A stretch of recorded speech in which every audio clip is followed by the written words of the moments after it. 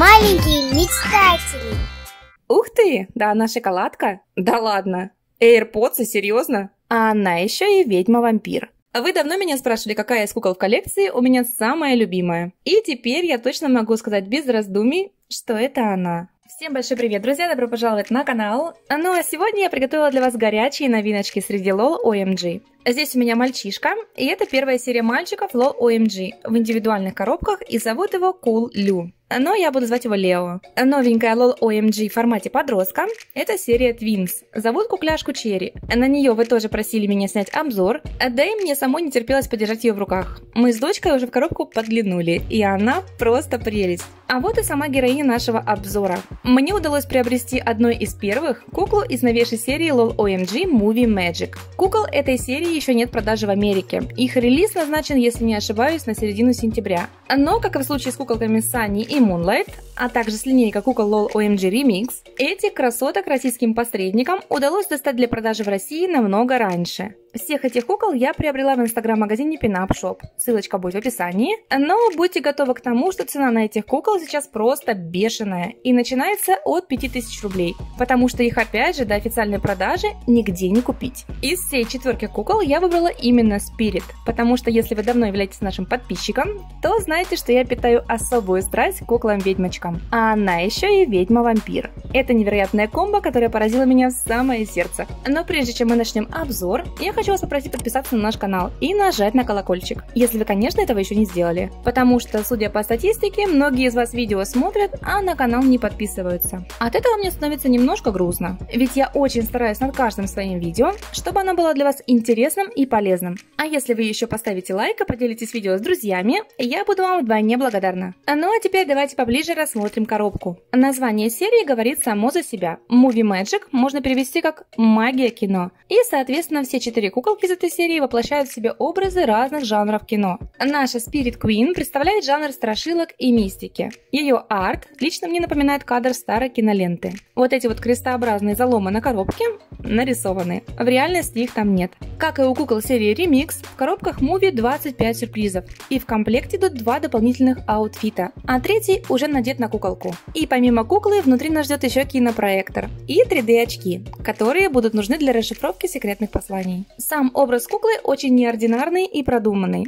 Да и к тому же у нее не одна, как бывает обычно у LOL OMG, а целых 2 сестрички. Одна из них вампир, а другая ведьма. Макияж на арте просто потрясающий. А вот тут косяк. Важную деталь дорисовать забыли. Моя коробка в процессе транспортировки немножко помялась. Надеюсь, это не сильно помешает распаковке. На корешке мы снова видим ее имя. Оно красного цвета. И шрифт напомнил мне заголовки стареньких фильмов ужасов 60-х годов. Под шрифтом на коробке можно заметить принт кинопленки. И на каждом кадре сдвоенное изображение. Одно синее, другое красное. Для того, чтобы рассмотреть их более четко, нам понадобятся картонные анаглифные очки, которые идут в комплекте. Сзади на коробке мы снова видим арт куклы, на котором она представлена нам в 2 разных образах. Первый – это образ ведьмы, скорее всего отсылка на Сабрину, а второй – это герцогиня-вампир, или, как я думаю, Леди Гага из American Horror Story. Чуть ниже в кадрах кинопленки можно заметить других кукол этой серии, также в 2 образах. Это Мисс Директ, Старлетка и Лунтик, теперь, кстати, ее зовут Гамма Бейб. И здесь же мы видим послание от кукол. Мы, сестры OMG, представляем на экране 2 образа. В главных ролях королева серебряного экрана с яростным стилем. Распакуй сюрпризы и кинотеатр, чтобы создать свой собственный фильм. У этих коробок есть цифры-указатели для сюрпризов. Чтобы открыть первый, нужно оторвать язычки с перфорацией на втором корешке коробки. Открываем. Упс, вверх ногами. Это, как я понимаю, сцена для фотосъемки. На внутренней стороне коробки была инструкция с указанием, как открывать сюрпризы. Первый сюрприз мы открыли. Второй – это нужно поднять вверх коробки, установить, вытащить сюрпризы под сценой. Там, кстати, находятся анаглифные очки. Потом следует заправить кинопроектор и уже достать куклу. Сцена, конечно, просто невероятная. Такая мистическая. Открываем второй сюрприз. И что-то пошло не так. Почему все вверх ногами? Будем считать, что вы этого не видели. Я, если честно, еще ни одного обзора на эти кукол не смотрела. Даже на китайском сайте. Лишь репостила фото в Инстаграм. Уж очень мне не хотелось портить себе впечатление от распаковки. Именно по этой же причине я никак не могла понять, как установить эту сцену. Потом до меня доперло, что вот эти вот язычки нужно крепить не спереди, как я думала, а сзади. Тут даже разъем под них есть. И стрелочки-указатели. Зачем, спрашивается, люди инструкции печатают? И вот так, собственно, выглядит наш кино. кинотеатр. Я хочу заполучить тебя в свой отряд духов. А вот это место для кинопленки. Чилакс уже оккупировала сцену. Достаем 4-й сюрприз. Аббревиатура VHS, которая расшифровывается как Video Home System. Иными словами, это старенький видик. А чуть ниже вновь сдвоенное изображение. Открываем. А тут чемодан. Доставать его было довольно трудно, так как угол коробки примялся.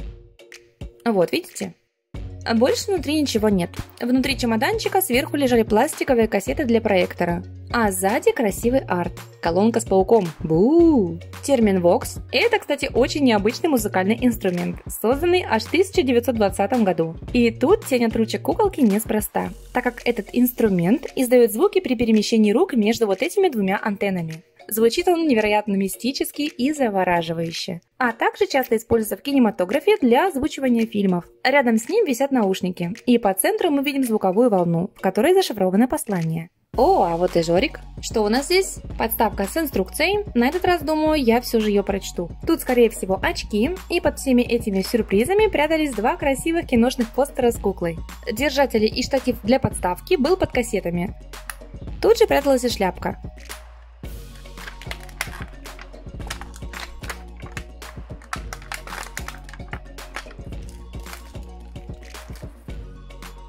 Инструкция все же пригодилась. Внутри было показано, как надеть плащ на Мисс Директ, как застегнуть корсет, как собрать подставку, надеть наплечники и, что немаловажно, как собрать юбку-трансформер. Подставка, как я и думала, не стандартная, как было раньше, а обновленная и широкая. Крепежа снова 3, как и у всех новых кукол. Конусовидная шляпа просто невероятная. Она из плотного пластика и закреплена на ободке. По центру ободок прикручен к шляпе. На самом конусе имеется имитация стежков. И она как бы асимметричная, что придает ей необычный шарм. Откроем сверток. А вот и наши 3D-очки, или по-научному картонные анаглифные очки. Используют их для того, чтобы видеть объемные изображения. Мы их будем использовать, чтобы взглянуть на секретные послания. Ведь если навести красную линзу на красное изображение, оно исчезнет, и мы сможем прочитать, что же написано синим шрифтом. И наоборот. Отсюда можно сделать вывод, что одна из сестер Спирит – это ведьмочка Лил Вичай Бабай, а вторая – это вампирка Каунтенс. В звуковой волне зашифрованы послания «Мяу» и «Хе-хе-хе». Если навести линзы на экран, то можно увидеть арт куклы в двух разных образах. Теперь кадры. На них мы видим Вичай и Триллу, если не ошибаюсь. А на второй Каунтес. Они, кстати, собираются как пазл. В картонном проекторе есть перегородка, которая должна оказаться между этими слайдами. Но вставляются они и двигаются с трудом. Думаю, если бы их было больше, двигать стало бы их намного проще. Ну а теперь давайте же наконец-то откроем отсек с куколкой. Эх, минутка ностальгии. Я, как вы знаете, из того поколения людей, которые смотрели диснеевские мультики вот на таких вот видеокассетах. Глядя на эту коробочку, я с трепетом и ностальгией вспоминаю детство. Отдельное спасибо за это дизайнерам. Ниже надпись «Spooky», то есть «жуткий». Здесь снова шифр. Звукорежиссер и королева крика. Как я понимаю, другие куколки из этой серии также имеют соответствующий пост в кинопроизводстве. Сзади надпись «Осторожно, от жары может расплавиться» и выдано на прокат всего на 2 дня. Это мы уже видели. И тадам! Ну здравствуй, Бонни Беннет. Какой же потрясный у нее наряд. А чулочки в полоску просто бомба. Примерочная кукла напоминает студию звукозаписи со звукоизолирующими стенами. Тишина, идет запись. Справа стеллаж, на котором стоят 2 кулера. В одном кофе, а в другом холодное варево. Ниже стаканчики, а на самой нижней полке стоит ведьмовской котелок. По центру комнаты расположено малиновое кресло в викторианском стиле. Столик, на котором стоит ноутбук с микшером и микрофон. В ноутбуке можно увидеть 2 звуковые дорожки – Крик 1 и Крик 2. Рядом с креслом стоит аналогичная колонка с пауком, которую мы видели ранее.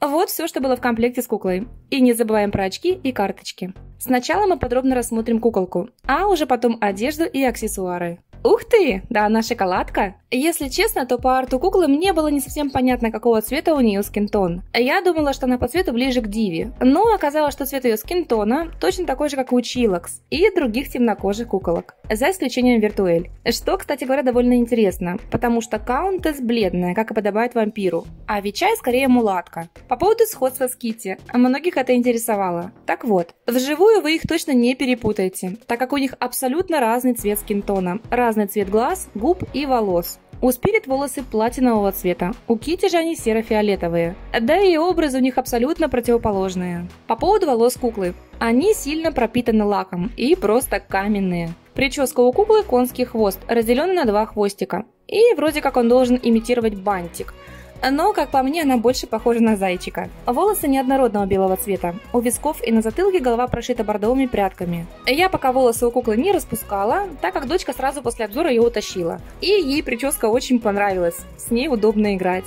Ну а визуально хочу сказать, что волос, скорее всего, окажется гораздо меньше, чем хотелось бы. Макияж у куклы – это ее изюминка. Ведь тени бордовые и нарисованы в виде паутины, с серебряной окантовкой. Глаза у куклы не карие, как может показаться, а цвета баклажан. Губы малинового цвета, бровки черного. На куклу надеты полосатые чулки, которые являются каноничными для ведьмочек. Не знаю, почему многие коллекционеры на слитых фотографиях сильно ругали ее первый наряд. Называли его нелепым и дешевым. Как я сама сейчас вижу, костюм очень качественный. Он пошит из белого плотного трикотажа, имеет текстуру полос и слегка блестит. Нижний край на юбке и кофте не обработали намеренно, чтобы не утяжелять образ и сделать его более неряшливым. Сзади кофта и юбка на липучке. Пропечатанные трусики у куклы черного цвета. Ее нарукавники представляют собой пучок черных репсовых и белых атласных лент, пришитых к резинке. Атрибут гардероба довольно спорный, но мне почему-то показалось, что это скорее отсылка на оборотней, когда при превращении у них рвется одежда и они потом ходят в лохмотьях. Под ними прячется еще одна изюминка куклы. Ее новая молдированная кисть. На тыльной стороне правой кисти у куклы промолдированы костяшки пальцев, имитирующие таким образом костяную перчатку. Выглядит очень круто и реалистично. А ближе к запястью можно разглядеть цепочку. Это уже третья куколка с необычным молдом кисти.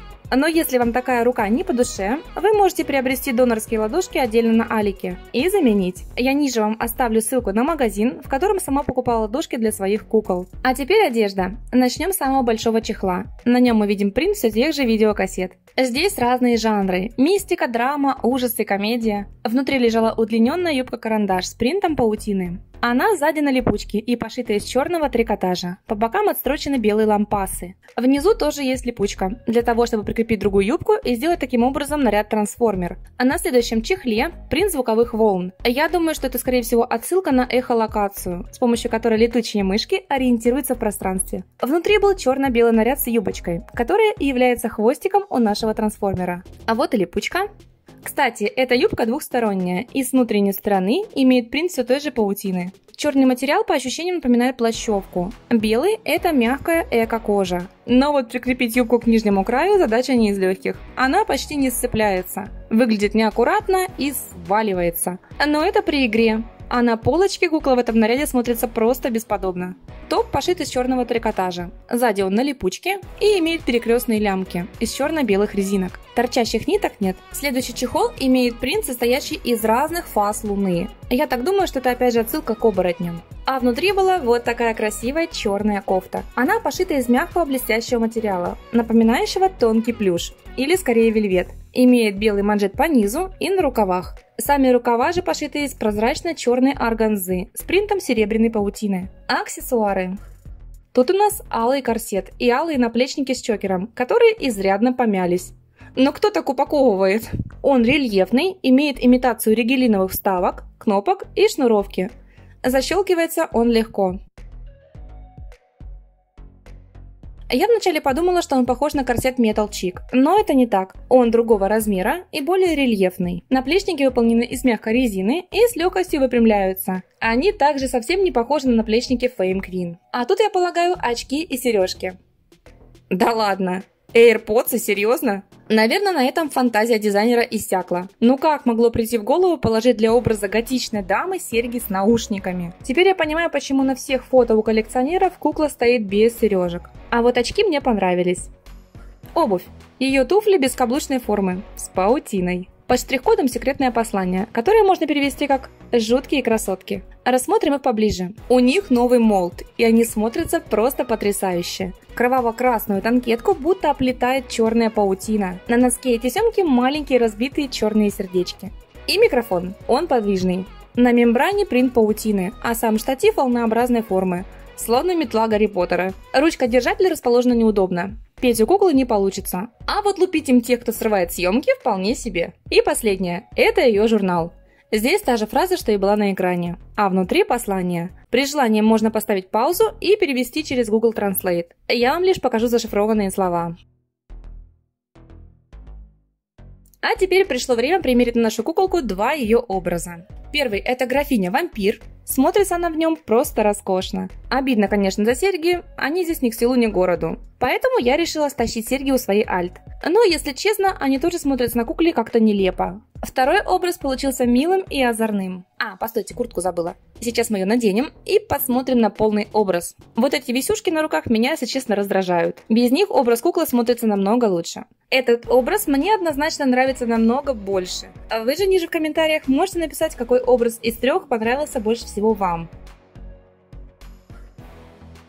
Вы давно меня спрашивали, какая из кукол в коллекции у меня самая любимая. И теперь я точно могу сказать без раздумий, что это она. Мне нравится в ней все. Ну, конечно, кроме сережек. С ними дизайнеры напортачили. А в остальном она для меня идеальная. Пишите ниже свое мнение по поводу этой куклы. Не забудьте подписаться и нажать на колокольчик, потому что скоро на канале выйдут и другие обзоры на новиночки. Спасибо вам за просмотр и всем пока!